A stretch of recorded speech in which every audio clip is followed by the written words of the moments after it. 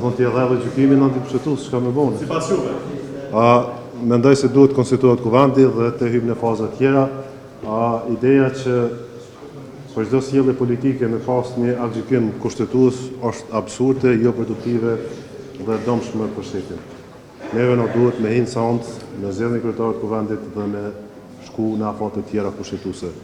Nuk ka kohë me humbë Kosova, nuk duhet me humbë kohë Kosova dhe çështja e kryetarit të kuvendit është stërgjykuar nga gjykata kushtetuese gati 5 herë. Kështu që shkojmë sallë, morrim pjesë votim dhe ecim tutje. Nëse në një pjesë në votim propozohet sot gjithmonë, hipotetikisht, a bën edhe shkelje kushtetuese pasi seanca konsideron që është jashtë afateve kushtetuese? Ka interpretime, ka sugjerime, ka këndvështrime të ndryshme, po problemi kryesor këtu nuk është kushtetuta, nuk janë aktgjykimet e gjykatës kushtetuese, problemi kryesor është vullneti politik. Pra, mungon vullneti politik për konstituimin e institucioneve. Ajo është fazë tjetër për cilën duhet me diskutu. Unë po tham që mungon vullneti politik për të ofruar një zgjidhje dhe përtesë përpara.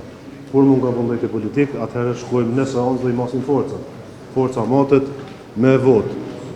Me qenë se drejta kushtetuese i është garantuar partisë apo koalicionit që ka dhënë përpara, ata duhet vinë propozojnë një emër me të marrin proces pjesë dhe të ecin tutje. Faleminderit shumë punë bërë.